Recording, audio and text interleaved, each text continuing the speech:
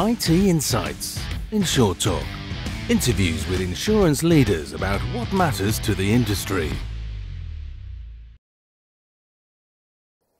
Hi, I'm Paul Blowers, and I'd like to welcome you to another episode of IT Insights, the InsurTalk series by Future Processing, filmed here at the Vaults in the City of London. 70% of insurers agree that a competitive advantage will not be determined by their organisation alone, but by the strength of the partners and ecosystems they choose. Because of that, insurers will have to consider mapping emerging ecosystems to assess how they can best offer coverage. My guest today to discuss this is Evangelos Avramakis, an internationally recognised expert in the insurance field. He is known for his ability to anticipate future industry and market trends, as well as his expertise in emerging technologies and innovative business models. Evangelos provides valuable insight and business opportunities to the corporate division of Swiss Re. Additionally, Evangelos has co-authored several publications and frequently presents as a keynote speaker at industry conferences. Welcome, Evangelos. Thanks for having me. Very kind of you to join us today. Before we talk about the role of insurance in the emerging digital ecosystem, I understand that you have another passion, a keen interest in sports shoe design. Please. Yeah, that sounds weird, but indeed. I was studying sports science, and part of that was, of course, the performance. And performance is also part of the shoe.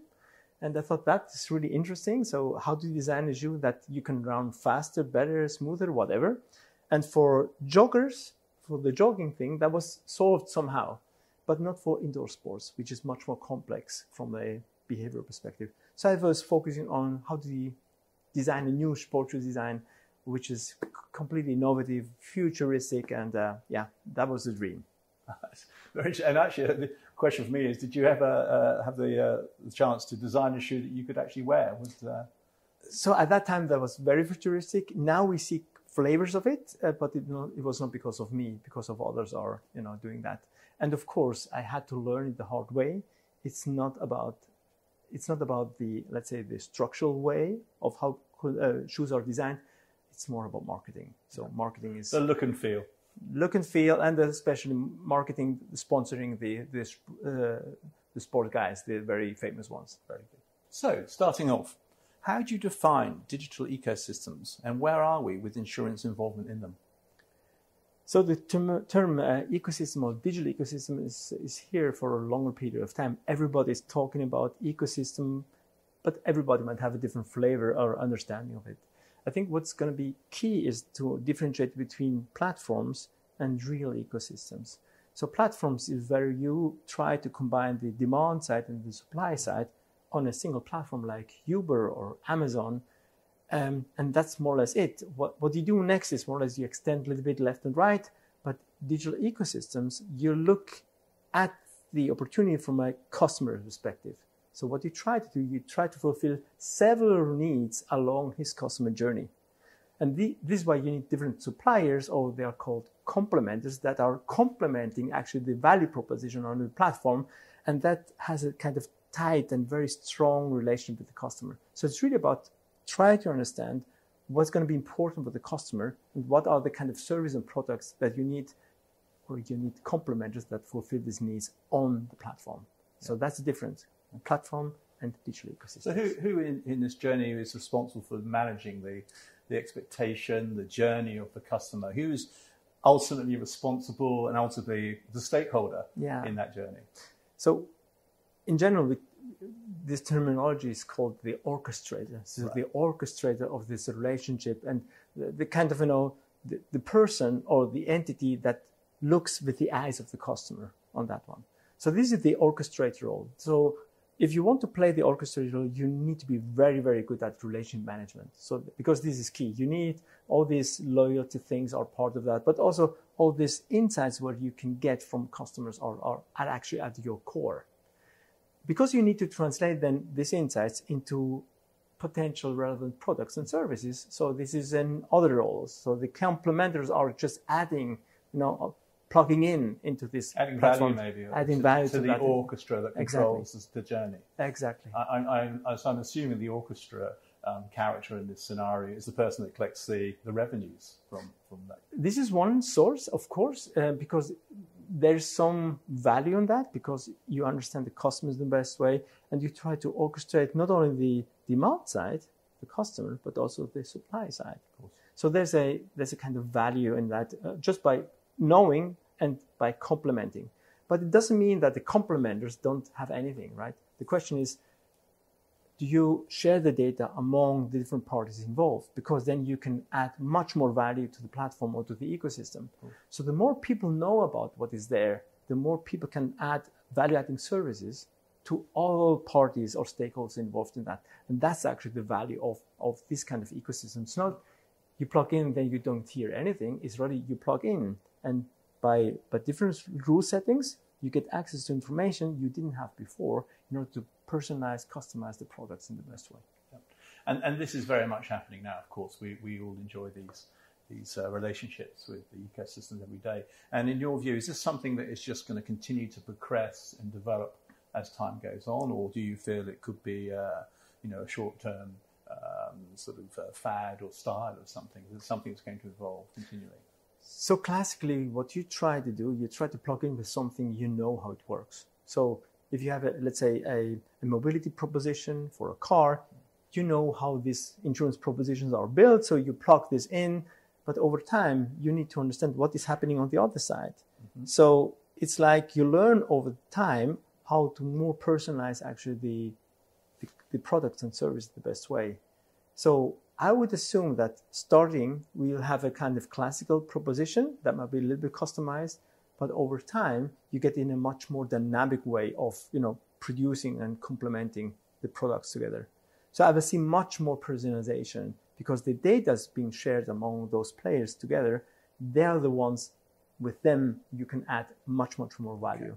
Okay. Yeah. So I think the classical way is really a backward-looking thing, but you need to get started somewhere where you know how to do that and capabilities. But going forward, the insights you get from the data and from the customers is what actually future value will be generated from. Interesting, very interesting.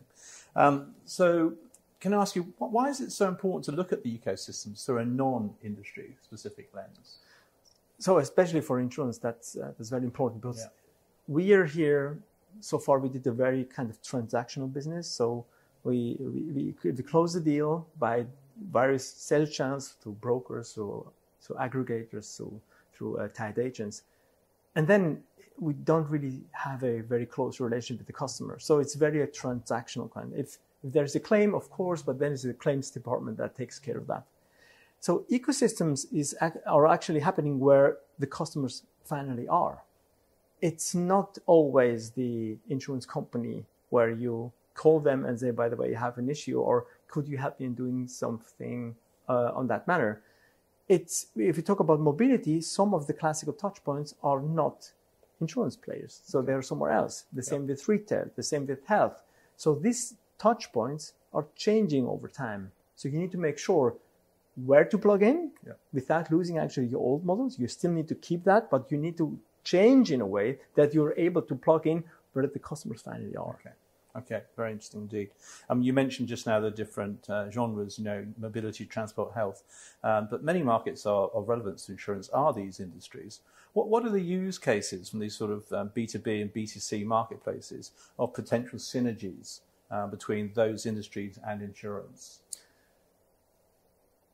So what really makes sense to look at is if these touch points are changing over time, then it's a question, is this the same value proposition we need to develop? So for a mobility producer like Uber, is it the same product, or it's actually a usage-based kind of proposition.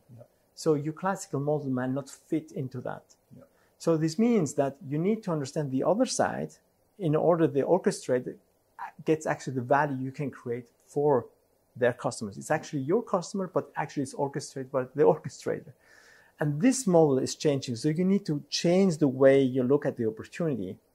And because it's just different than what it was before, the access channel is different.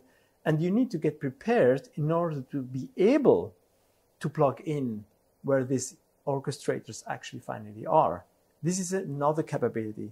More or less, you come from the classical business, you know exactly the legacy system, but now you need to create a modular way of doing the product or producing products, and that's slightly different. Okay, let's stick on the different industry subject at the moment.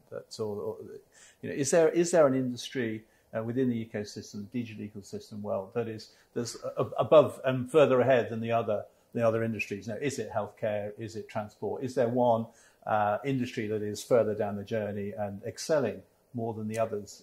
Would you say? Yeah. So I think if you look at Europe, we still do business in a very similar way so far, because we have very established relationships, happening or since years. This might not be the case in Asia. In Asia, where access to these services were not given for a couple of years ago, because nobody had a mobile phone. Right. So the mobile phone has actually accelerated this digital proposition directly on, to get access. So this is a fundamental change. Here we still have the broker, the agent, we have still the classical sales channels. But however, the consumers are start changing. And the question is then, if it's changing towards the healthcare players. We have in Asia a lot of big healthcare players that are orchestrating this relationship. The same with mobility, the same with on the retail side, the same with on the entertainment side. So there are big ecosystems are already happening, and this is where actually the insurance plays the complementary role. Especially, there are rarely insurance companies that are playing the orchestrated role. Only to make it clear, this is a different role. It's very, very hard to do, but if you do that, you need to change the business model, but also the architecture of the business model fundamentally. Okay. You touched just a moment ago and mentioned the data and insights. I think in one of your articles, you mentioned that the access to the data and insights being generated by digital ecosystems will be the key to success for insurers. I mean, could you elaborate a bit more to why you identify this as a route to success? Of course. So perhaps we can think about, if you sell today car insurance policies, actually we don't have a direct connection to the car. Right. Perhaps to the driver, but not even that. So our policy is actually, it's actually blind. It doesn't see what is happening. We just try to underwrite what we know from the customer. If you are accessing a digital ecosystem, you'll get a lot of data around the customer, on his behavior, on where he's clicking, if you get access to that. So this means the digital ecosystem is able to provide you additional data sets that you can start now personalizing your value proposition. Yeah. So without this exchange of information, none of the supplementers here will be in a good position actually to personalize the product in the best way. So there's a huge interest. The only thing that you need to orchestrate is then to get the consent right from the consumer, because you grab data, you try to share it with your complementers. So what do you mean by consent? Consent to use the information? Of course, okay. Of course. Right. Because, the consumer wants to see what you do with it. So are you misusing my data, or do I get the benefit out of it? Yeah. And if it's about misuse... Are you helping me, or are you getting some revenues elsewhere? Exactly. That's and so consumers are very willing to share if they really understand what's the risk, but also what's the benefit. So they have a very good understanding on the flavor if somebody only grabs all the data or provides value. But it's critical, right? The more you can personalize the proposition, the more the customer say, oh, somebody is actually caring for me. Yeah. Care about giving me the policy I want, giving me the deal I want, the cover I need. Exactly. And so I'm guessing that the customer journey and the customer, the deal is better, but at the same time, the insurer is also getting some insight into the marketplace. Exactly. So this is why it's key actually to get the guy. And it's not only about closing the deal; it's about the relationship management. So if a customer is changing his behavior, then you can act on it. Today, we're completely blind. We don't know actually what is happening. Yeah. Think about the COVID time, where the whole risk are changing with respect to the exposure, but our value proposition stayed exactly the same. Yeah. Although the risk has changed, we did not really change them. And the consumers perhaps would know what's now relevant to me. Why should I do that? Oh, I will go on vacation. How should I be covered? So perhaps there will be some new opportunities in advance before something happened, right?